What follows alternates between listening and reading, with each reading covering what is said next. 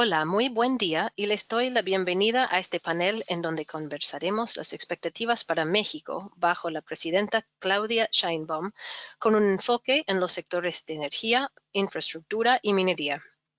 Yo soy Laura Superno, soy gerente editorial de investigación en BN Américas y me acompañan Charay Angulo, Elizabeth Machuca y Mark Beresford, nuestros periodistas expertos en estos sectores en el país. Para abrir con un poco de contexto general, si bien Sheinbaum ganó la presidencia con un voto firme y representa una continuación ideológica de su predecesor, Andrés Manuel López Obrador, la nueva presidenta toma las riendas en un momento de polarización sobre algunos temas claves que podrán, en alguna medida, definir su mandato. Uno es la reforma judicial promovido por AMLO y aprobado por el Congreso en septiembre, justo antes de que asumiera Sheinbaum, en medio de amplias protestas. La reforma hace que los ministros de la Corte Suprema tendrán que ser elegidos por voto popular y también reduce el número de ministros. Cabe recordar que la coalición política a la que Sheinbaum y AMLO pertenecen tiene una mayoría de más de 70% en la Cámara Baja y casi el 65% en el Senado. La reforma judicial es poco popular entre los inversionistas y mercados, y expertos creen que podría impactar negativamente en el clima para hacer negocios. Sheinbaum también asumió con el déficit fiscal más grande en casi un cuarto de siglo, sobre el 5% del PIB, y mejorar esto estará entre las prioridades. Sin embargo, su programa de gobierno también incluye mayor gasto social, pero sin planes de aumentar impuestos. Esto hace pensar que la inversión pública puede desvanecer en el futuro próximo. Otro aspecto macro desfavorable es que los pronósticos muestran un descenso en el crecimiento del PIB este año y en 2025, a pesar de las expectativas más favorables en cuanto a las tasas de interés. Sheinbaum también hereda problemas graves de seguridad y crimen organizado que afectan a personas y también a industrias, y combatir esto será una de las grandes tareas de su mandato. Ahora, y con este trasfondo, analizaremos lo que viene en los sectores de energía, minería e infraestructura bajo Sheinbaum. Por favor, invito a todos a encender cámaras para el panel.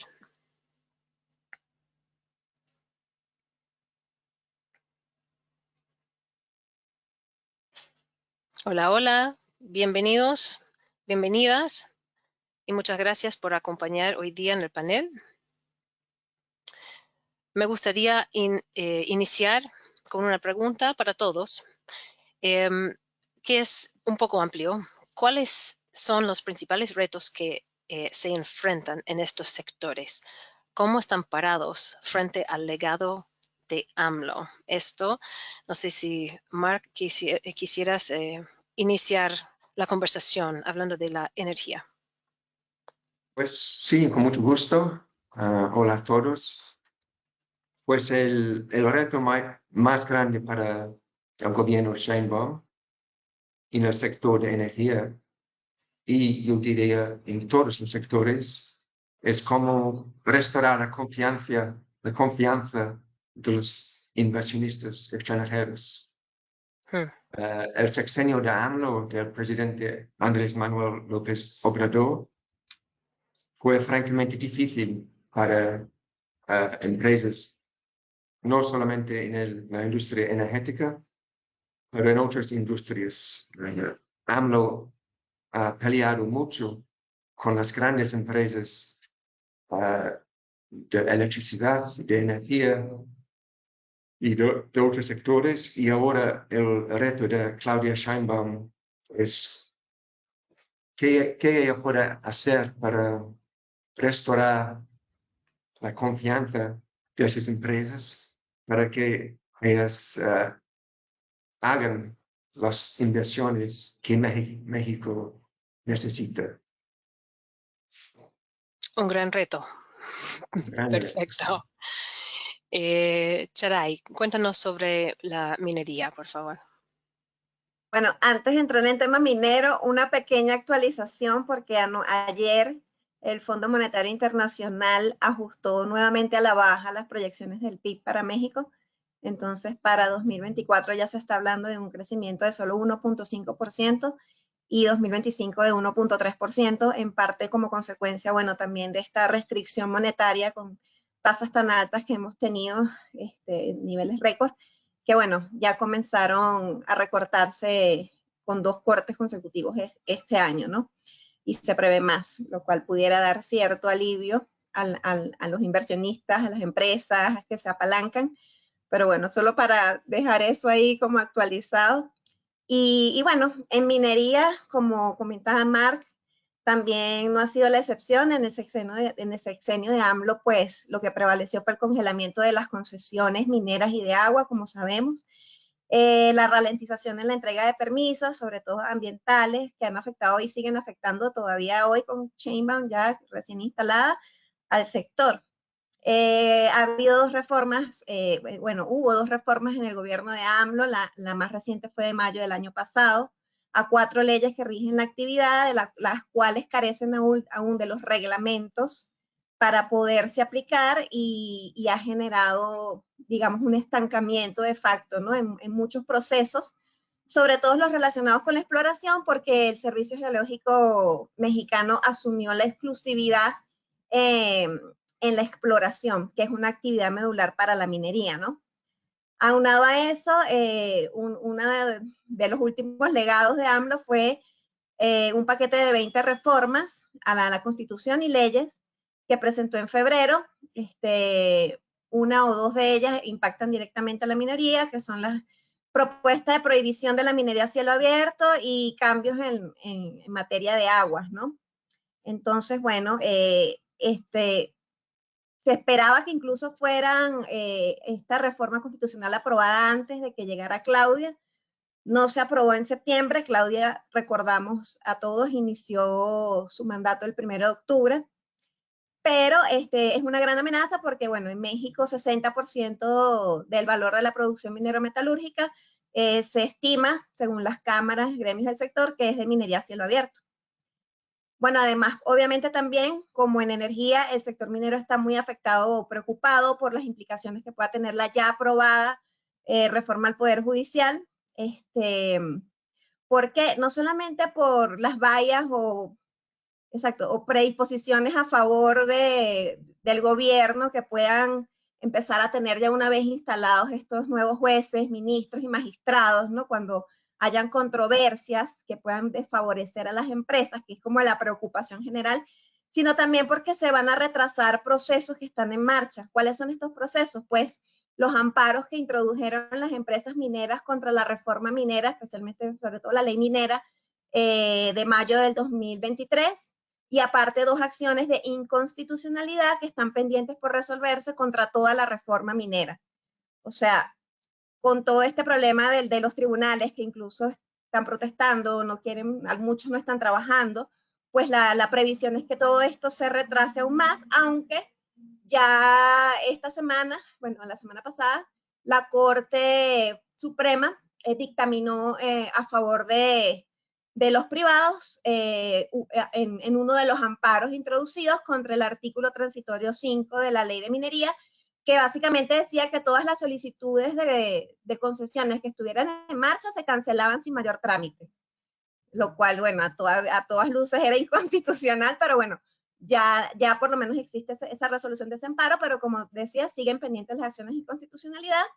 Y bueno, también a última hora del mandato de AMLO se aprobó la reforma de los pueblos indígenas, que también, digamos, mantiene atento al sector minero por las implicaciones que pueden tener para ellos. Ahí prácticamente, bueno, se les considera sujetos de derecho público, ya no solo de interés público, se obliga a hacer consultas cuando hay proyectos o decisiones que los afecten, lo cual está bien porque México está suscrito al convenio 269 de la OIT, pero al mismo tiempo trae preocupaciones porque se establecen que hay que darles compensaciones justas cuando se hagan proyectos en sus zonas y digamos que al no existir por ejemplo, una legislación de cómo se aplica este artículo 169 de la OIT o estas consultas que ahora también están en esta reforma constitucional, pues genera vacíos legales que preocupan a los inversionistas. Y bueno, como decía, en materia de agua también vienen cambios si se llega a aprobar en el Congreso, porque ya se aprobó por la Comisión de Puntos Constitucionales, esta reforma que involucra tanto a la prohibición de minería a cielo abierto como la prohibición del fracking y cambios en materias de agua, pero ya hablaremos más en detalle. De acuerdo, claro. Y lo de la protección indígena, o sea, un reglamento para la UIT 169 afectaría a todo sector también, no solo minería, ¿no es cierto? Claro. Bueno. Sí, correcto. Toda empresa que tenga un proyecto tiene que estar atenta ahora. Claro. Bueno, es sabido que tener una buena reglamentación en torno a eso, porque si el país ha firmado este convenio, es súper importante tener este reglamento, porque si no, justamente hemos visto muchos países, ¿no es cierto?, que se presta para la judicialización de proyectos y problemas de este estilo. Perfecto, muchas gracias. Ese es el temor, que se usen para frenar proyectos, aunque ni siquiera están las reglas de cómo serán esas consultas en esta reforma. Esa es la preocupación. Exacto, perfecto. Elizabeth, cuéntanos, por favor, infraestructura, ¿qué pasa? Muchas gracias, Laura, y un gusto compartir este panel con ustedes. Bueno, los desafíos de Sheinbaum en materia de infraestructura yo los dividiría en participación privada, concretar y echar a andar los proyectos insignia de la administración anterior, el difícil panorama financiero que ya se había mencionado y la controversia e incertidumbre que ha generado estas situaciones como la reforma judicial. Durante la administración pasada, el expresidente López Obrador dijo que las asociaciones público-privadas en materia de construcción no siempre eran en beneficio del Estado y que en su mayoría estaban plagadas de corrupción. Una de sus soluciones, como sabemos, fue quitarlas y usar al ejército en su lugar, que de acuerdo con él hacía las obras de manera más transparente y sin quemar tantos recursos. Hasta el momento no podemos comprobar esto porque todos esos proyectos fueron clasificados como de seguridad nacional y su información es reservada. Se ha dicho que este es el esquema con el que Sheinbaum va a continuar. El siguiente tema, yo creo, que va a tener que enfrentar es el terminar y poner en marcha los proyectos que hizo López Obrador, ya que estos van a representar desafíos técnicos y financieros, incluyendo sobrecostos. De todos los proyectos, considero que el más destacado y el más desafiante es el corredor interoceánico, que ha sido catalogado como el que puede tener mayor influencia en la economía del país, al ser una alternativa al Canal de Panamá. Muchos privados han señalado que para que este proyecto tenga éxito se requiere de personal capacitado, tanto para construirlo como para operarlo, no solo del tren, sino también de los polos de desarrollo que están planeados en la ruta. Otro punto es la disponibilidad de otros tipos de infraestructura, como que el proyecto tenga fácil acceso a la red carretera nacional. Y un último tema es la disponibilidad de energía, contemplando las deficiencias que hay en la red de distribución. Esto es solamente un proyecto. Hay que sumarle a esto el Tren Maya, el aeropuerto Felipe Ángeles, entre otros, ¿no? De la situación financiera, bueno, ya hemos mencionado el déficit, que al tomar Sheinbaum la presidencia era de 5.9 del Producto Interno Bruto. Y con respecto a los programas sociales, tan solo para este año se habían contemplado alrededor de 3.7 billones de pesos, lo que representa el 41% del presupuesto federal. Y se espera que con Sheinbaum el gasto sea mucho mayor. La nueva presidenta también tendrá que enfrentar el revuelo político que dejó su antecesor en torno a la eliminación de los órganos autónomos y la aprobación de estas reformas judiciales. Ambos asuntos, según expertos, frenan la llegada de inversiones e incluso amenazan la tendencia del nearshoring. Laura. Perfecto, Elizabeth, muchas gracias. Justamente hay muchos temas regulatorios que han pasado y que seguirán pasando, que generan incertidumbres. Volviendo un poco a la minería, Charay, uno de los principales temas, creo que lo mencionaste, es esta potencial prohibición de minería a cielo abierto. ¿Nos podrías contar un poquito cuáles son las preocupaciones de la industria en torno a esto y si hay alguna otra cosa en materia regulatoria esencial que hay que mencionar?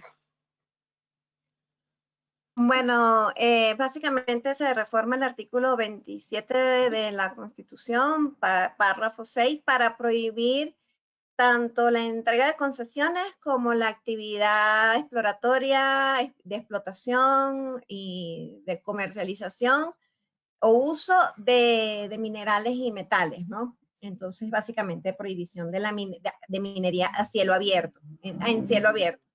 Entonces, bueno, lo que como te decía, se supone, o sea, según las estadísticas del sector, que 60% de la producción del valor de la producción minero-metalúrgica corresponde a este tipo de minería. Entonces, obviamente, prácticamente se estaría acabando con la minería en México, lo cual es el punto más importante de preocupación para la industria en este momento, ¿no? Bueno, según aquí tengo que ver mis datos porque son muchos datos, pero las estimaciones son que si el Congreso finalmente aprueba esta reforma que ya fue aprobada en la Comisión de Puntos Constitucionales en agosto, ahora tiene que pasar a los plenos de las dos cámaras, pues acabaría con 400.000 empleos directos, más de 2.5 millones de empleos indirectos, según la Asociación de Industriales de Ingenieros Metalúrgicos, Mineros, etcétera, y geólogos. La Cámara Minera Camimex estima que se generaría una contracción económica de 13.200 millones de dólares anuales, o sea, una caída aproximada de 1% del PIB. Se eliminaría la condición de México como productor de minerales y de minerales esenciales para la transición energética, ¿no? Convirtiéndolo en importador. Las importaciones se estima que tendrían que crecer en estos minerales 132%, afectando la balanza comercial en 93.000 millones de pesos mexicanos. La Cámara también, o sea, le preocupa la pérdida de competitividad de México, sobre todo frente a sus socios en el TEMEC, Estados Unidos y Canadá, que no prohíben la minería a cielo abierto para la producción de minerales en la transición energética, ¿no? Entonces, bueno, por eso el llamado de todas estas cámaras es que más bien a que se prohíba sea que se regule, o sea, más eficientemente la actividad, pero que no se saque a México del mapa mundial minero, porque ahorita México, bueno, sabemos es el primer productor de plata, está en el top 10 de 19 minerales importantes, entonces la verdad que sería un duro golpe no solo para la industria, sino para todo el país, porque sabemos que la industria minera también es gran generador de impuestos, ¿no? Sin contar que está el temor de que se fomente la minería ilegal, que hace tanto daño, porque como sabemos hay una racha alcista ahorita de metales como el oro y la plata, están en niveles récords históricos de siempre. Siempre se habla, el oro llegó a nivel histórico. No, esta vez sí son históricos de siempre. Más de 2.600, casi 2.700 ya por onza, ¿no? Dólares de la onza de oro, por ejemplo. Entonces, bueno, digamos que México se perdería de mucho. Y creemos, bueno, por lo que yo he podido conversar con actores del sector, que en parte esa puede ser la razón por la que incluso ya teniendo mayorías calificadas en las dos cámaras, o sea, Senado y diputados aquí, no se haya aprobado esta ley, ¿sabes? O sea, es como sospechoso que no se hizo, primero que no se hizo en septiembre cuando todavía estaba AMLO, ¿no? Y ya tenían la mayoría calificada. Y segundo, que ya está Sheinbaum y siguen teniendo mayoría calificada en las legislaturas, pero no se ha empezado a debatir. Entonces, ya podemos hablar más adelante de esto, de las expectativas, pero bueno, la previsión es que parece que el lobby, digamos, que están haciendo las asociaciones, cámaras, etcétera, estaría posiblemente funcionando. Correcto, perfecto. Muchas gracias. De mucha preocupación, claramente, para la industria. Mark, hablando de temas regulatorios, te quisiera preguntar por las reformas constitucionales que han ocurrido en el sector energético y cómo estos pueden seguir afectando o afectar, ¿no es cierto?, la inversión privada en los años que vienen. Bueno, gracias. Hay tres reformas principales que están debatiendo ahora en México. Una es sobre el fracking. Como Soraya habló ahora mismo sobre la prohibición de la minería a cielo abierto, también hay otra propuesta para prohibir el fracking por razones ambientales. Y México tiene grandes recursos en gas natural no convencional en el norte del país. Y también importa mucho de la gas natural que usa en sus industrias y para generar electricidad. Creo que un 70% del gas natural en México viene de los Estados Unidos. Y si México quiere crecer en industrias como petroquímicas, como la petroquímica, en las fertilizantes, y para construir más plantas de gas natural para generar electricidad, va a necesitar producir más gas natural en su propio suelo. Y eso incluye las reservas no convencionales. Y por eso algunos analistas creen que en el futuro van a tener que rever esa prohibición en fracking. AMLO y Sheinbaum también hablan mucho de la seguridad energética, pero ¿cómo puede ser seguro un país que importa 70% del gas natural que usa? Esa es una pregunta que va a ser muy discutido en el sexenio de Sheinbaum. Otra reforma es el cambio en el estatus legal de las dos empresas estatales, Pemex y CFE. Las dos no van a ser más empresas productivas, pero empresas públicas. ¿Qué implica eso? Pues implica que no van a tener que seguir las reglas del mercado.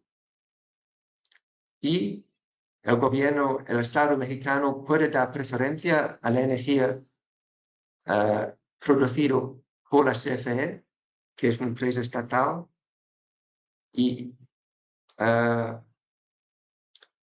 las operadoras privadas van a tener que operar en un mercado que francamente no va a ser justo para ellos.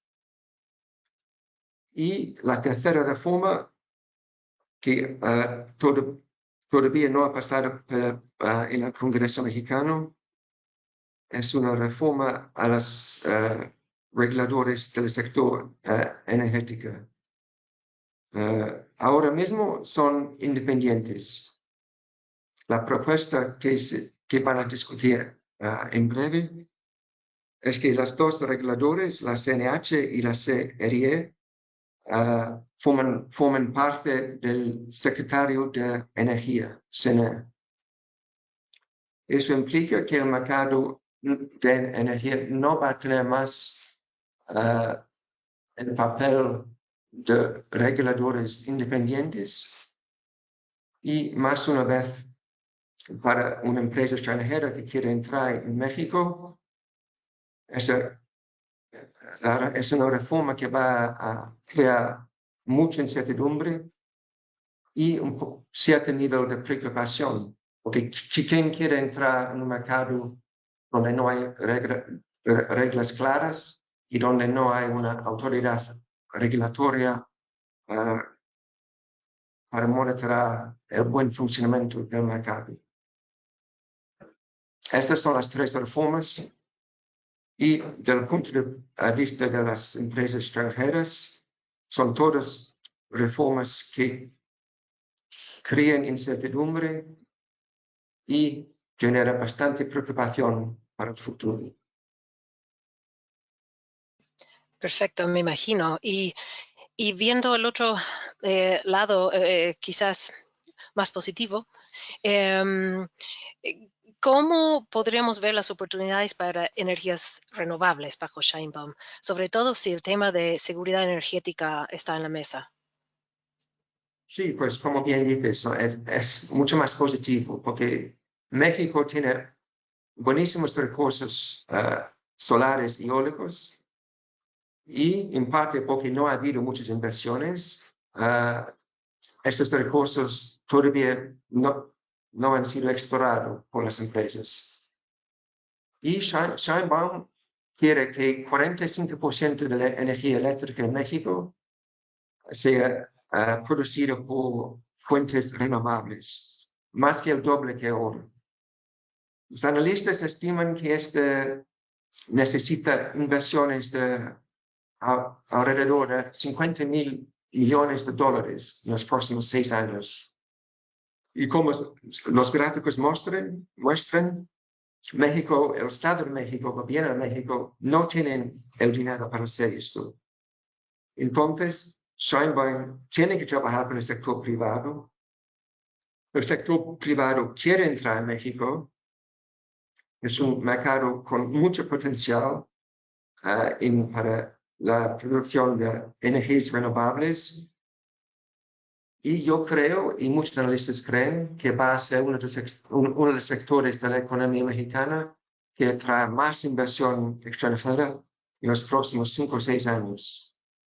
Hay muchísimas oportunidades, solo faltan reglas claras y un poco de confianza, lo que hablamos cuando empezamos a hablar en este webinar. Correcto, perfecto. Muchas gracias, Mark, por los insights. Elizabeth, mirando el lado de infraestructura, ¿cuáles ves tú como los elementos más claves del plan que está promoviendo la nueva presidenta para este sector? Gracias, Laura. Bueno, la ahora presidenta Claudia Sheinbaum prometió al menos 3 veces durante su campaña la presentación de su plan integral de infraestructura, cosa que no sucedió. Posteriormente, la ahora secretario de Infraestructura, Comunicaciones y Transportes, Jesús Esteva, dijo que estaría listo para el 1 de octubre. Sin embargo, la fecha ya pasó y aún no conocemos el documento. Lo que sabemos es que es un plan de infraestructura bastante ambicioso, que es como el sector privado de la construcción también lo describió. Durante su campaña ella prometió comenzar una gran obra de agua e infraestructura por cada estado de la República en 2025, por lo que considerando esto habría varios proyectos en todas las regiones del país. En campaña también Sheinbaum dijo que el plan medular de este programa nacional sería la construcción de 3,000 kilómetros de vías férreas, es decir, el doble de lo que construyó la administración pasada. En su mayoría estos proyectos serían de transporte de pasajeros, sin embargo, como bien sabemos, este tipo de proyectos en la mayor parte del mundo son subsidiados. Entonces ya mencionábamos el déficit y los programas sociales. Todas estas cosas, incluyendo los trenes de pasajeros, podrían llegar a representar cargas fiscales para el erario. Y bueno, la Cámara Mexicana de la Construcción asegura que para que el plan ferroviario de Sheinbaum tenga éxito, los proyectos de trenes para pasajeros tienen que ser también de carga. De otra forma no van a ser autosostenibles financieramente. Otra cosa que Sheinbaum toma en cuenta para su plan y que de hecho contempla en su documento 100 pasos para la transformación es el sector de carreteras y caminos. Este tema también considero que es medular debido a que el país actualmente solo tiene 1 de cada 3 carreteras en buen estado, es decir, poco más del 30%. El resto requiere de un agresivo plan de mantenimiento y rehabilitación, del cual aún no sabemos detalles. En materia de agua, Sheinbaum también mencionó como su compromiso número 97 de 100 que iba a reordenar las concesiones y la transferencia de derechos de agua. Es decir, cuando una empresa no ocupa todo el volumen que tiene concesionado, puede optar por transferir parte de ese volumen a otra comunidad, distrito de riego o entidad. Sin embargo, esto es una tarea que podría tomar no meses, sino años, y que tendrá que ser acompañado de más presupuesto y más ayuda para que la Comisión Nacional del Agua pueda procesar todos los trámites, porque hasta 2022 tenía como 170,000 trámites rezagados. Entonces, bueno, hay muchos elementos que destacan en lo que hasta el momento se ha mencionado como el plan de infraestructura de Sheinbaum, pero estos son algunos de los que destacó Laura. Perfecto, Elizabeth, muchas gracias. Bueno, hemos pasado un poco por los retos, ¿no es cierto? Y las incertidumbres. Ahora me gustaría saber qué va a pasar. ¿Qué es lo que creen ustedes? ¿Cuáles son las expectativas para el entorno? Y hemos hablado de los planes de gobierno. ¿Qué es lo más probable que ocurra de aquí a un par de años o durante el gobierno de Sheinbaum? Volvemos con Sharai a la minería. Cuéntanos, por favor. Bueno, un poco como decía Mark, pues Claudia Sheinbaum, y también retomando los planes expuestos por Elizabeth, pues bueno, Sheinbaum tiene proyectos ambiciosos, ¿no?, en infraestructura y también compromisos sociales que vienen de la administración de AMLO y nuevos que ella está planteando en materia social, ¿no?, que van a requerir inversiones. Aparte se está estimando un déficit históricamente alto para el año que viene, entonces el dinero se va a necesitar. Y esto, digamos que es la razón que hace que, pese a todo el entorno regulatorio que ya les comenté y que no está nada fácil para la minería, pues siga habiendo cierto optimismo, ¿no? De hecho, el mes pasado, en el Mexico Mining Forum, aquí en Ciudad de México, el presidente nuevo de la Cámara Mexicana de la Minería, Camimex, Pedro Rivero, pues dijo que él estaba seguro de que los legisladores iban a estar abiertos a reconsiderar la propuesta de prohibición de minería a cielo abierto. En ese momento sonaba un poco como ingenuo, ¿no? Porque ya se estaba confirmando las mayorías calificadas de Morena, el partido de gobierno, en las legislaturas. Entonces, todos, digamos que la mayoría daba por hecho que se iba a aprobar incluso en septiembre esta prohibición, pero bueno, al final no ha ocurrido, ya está Sheinbaum, y esto lo que demuestra es que efectivamente el lobby, como te decía antes, de las cámaras, de toda la industria que está haciendo para que esto no pase, pues algo ha hecho, por lo menos ha logrado retrasarlo, ¿no? De hecho, a inicios de este mes ya se instaló la nueva Comisión de Minería de la nueva legislatura en el Senado, y se reunieron con ella, con la presidenta de esta comisión, que es una senadora sonorense que se llama Lorena Valles. Sonora, como sabemos, es un estado, el primer productor de cobre y gran productor de oro en México, ¿no? Entonces, se reunieron con ella la Camimex, la Asociación de Ingenieros Mineros Metalúrgicos y Geólogos, el colegio, clústeres mineros del país. O sea, hubo un acercamiento, ¿no? Digamos, que además tuvo mucha cobertura, y donde el sector tuvo la oportunidad, pues, otra vez de plantear oficialmente todos los inconvenientes que ya dijimos que traería para México, no solamente para la industria, sino para el país, pues prohibir la minería a cielo abierto.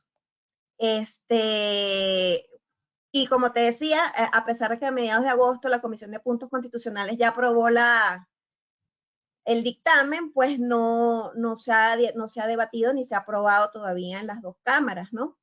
De hecho, tampoco el día de la inauguración del gobierno de Claudia Sheinbaum en el Zócalo, en su discurso, no mencionó este punto que estaba en el proyecto de las 100 promesas de Sheinbaum originales, 100 pasos para la transformación, creo que se llama el documento original que dijo él. Pues no se incluyó esta vez la prohibición de la minería a cielo abierto. O sea, cuando buscas la transcripción, efectivamente no se mencionó. Entonces, esto se está viendo, digamos, desde el punto de vista de analistas y de la industria y de nosotros los periodistas que estamos cubriendo todo el tiempo, como una posible señal de que, bueno, de que al final no se prohíba, o por lo menos haya cambios, ¿no? Porque a la propuesta original, porque de hecho en sus 100 promesas de gobierno, Sheinbaum dijo que, o reiteró que se iba a fortalecer las cadenas del litio y del cobre, y sabemos que estos son dos metales cuya, no sé, mayoría de explotación se hace a cielo abierto, como en Chile. Entonces, bueno, de hecho, un analista de Standard & Poor's Global Market Intelligence, José Sevilla, dijo en una publicación de su agencia que esta exclusión de la prohibición en el discurso de Sheinbaum, pues puede haber visto como algo positivo, ¿no? Y cree que el avance de la prohibición dependerá de Morena, de si los legisladores hacen de esta ley o prohibición una prioridad, y que su avance dependerá de si Sheinbaum efectivamente los presiona a los legisladores para que aprueben el proyecto o no. Entonces, bueno, digamos que siempre en México estamos en incertidumbre de qué va a pasar, pero bueno, ya salió un dictamen de la Corte, se espera que prontamente puedan incluso sentenciar la Corte la acción de inconstitucionalidad contra la reforma minera, porque se le acaba el periodo oficial a uno de los ministros el 30 de noviembre. Y para poder aprobar este tipo de acciones como de inconstitucionalidad se requieren 8 de los 11 ministros de la Corte. Si se va este ministro, estaría más difícil que se apruebe la acción de inconstitucionalidad. Entonces hay que estar atentos, porque es posible que antes del 30 este dictamen se dé, y si no, pues bueno, hay que seguir observando qué sucede con todas estas leyes en marcha, ¿no? Y acciones. De acuerdo. Gracias, Charay. Mark, si nos puedes detallar en el sector energético, ¿qué es lo que va a pasar? Pues esa es la pregunta que todos están haciendo. Y ayer Claudia Sheinbaum dijo que va a publicar el Plan Nacional de Energía solamente a finales de este año, un poco más tarde que prevía. Pero yo estoy de acuerdo con Sharai. A pesar de las preocupaciones, hay incertidumbre, hay también bastante optimismo en el mercado, en la industria energética en México. Todo el mundo sabe que México necesita más inversiones en energía, tiene los recursos, la economía está creciendo, ha crecido bastante bajo AMLO en los últimos años, y para aprovechar el nearshoring, que es algo que no hemos hablado mucho hoy, pero es un tema fundamental para el futuro de México. Para aprovechar el nearshoring, México necesita energía y sobre todo energía limpia, porque las empresas hoy en día no quieren depender de petróleo y gas. Sus accionistas y sus stakeholders están pidiendo inversiones basadas en energías renovables y, quién sabe, otras fuentes limpias como, por ejemplo, la energía nuclear.